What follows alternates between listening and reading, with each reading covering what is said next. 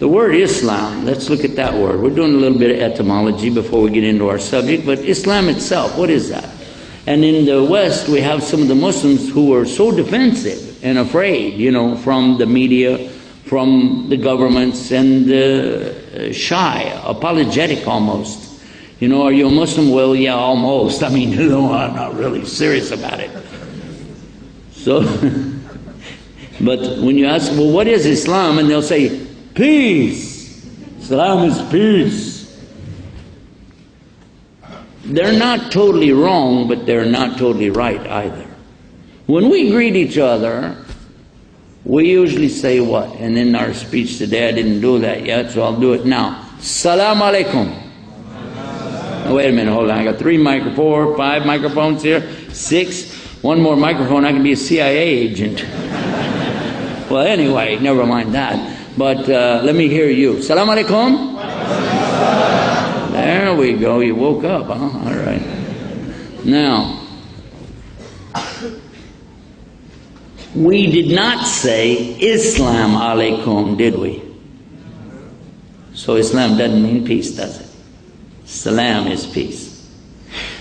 There is the word peace within the root from where this comes. Islam is a noun, and it comes from the verb aslama.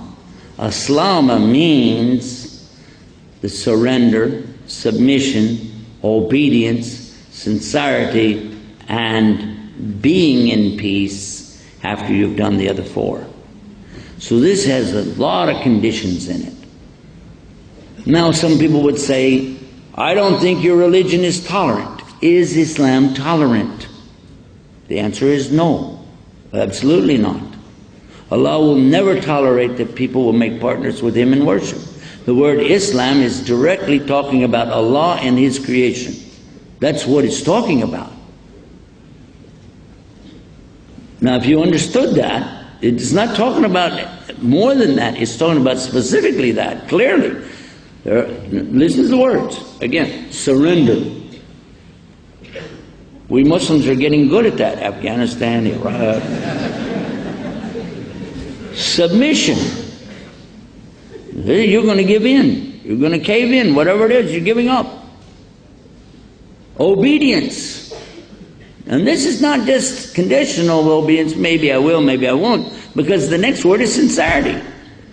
And this is the proof. This one part of this word Islam is the proof that nobody can be forced into Islam. Nobody can be forced in conversion. Islam can't be spread with a sword, and it can't be spread with a tank or a machine gun, because it requires sincerity, and you can never force people to be sincere. It's totally voluntary from the beginning. Understand the word, you understand the whole thing, and it ruins and destroys the arguments of these so-called experts on terrorism and debaters. You know, they don't want me on the Oprah show for a reason. Because they don't have any show next week. No, one of the things that we see in the West is people make a lot of money bashing Islam. If you say there's going to be a show on, let's say, Oprah Winfrey or Phil or Doctor or whoever is going to have a show, he's going to talk about Islam, all the Muslims right away will tune in. Well, out of the 1.5 billion Muslims in the world, even if 10% of them, even if 1% of them tune in, the ratings for that station go right through the roof. So of course they like to talk about Islam. And they say, we're going to have this man will talk for Islam, this man will talk against Islam. We'll bring somebody here who's a professor of Islam. He's a PhD of Islam. And we'd like to welcome our Jewish rabbi, his name, you know, and he's got PhD in Islam. He's going to talk about. Okay, so now you're going to have everybody watching and getting excited about this, and this is going to be, oh, he said this, well, yeah, that's true, but no, and he said that, oh, that's not right, but still. And the whole idea is not the outcome of this. The idea behind the promoters is to get you to watch a show and buy the products, and that's what they want.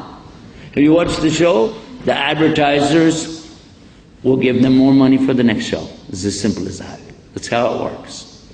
I've been in this long enough to know exactly how it goes. And this is not an exaggeration, it is the exact story. So let's come back now and examine this word Islam a little bit more. You're talking about the description of a verb that is clearly the relationship between two entities. You have two entities or more, because you can't submit to nothing.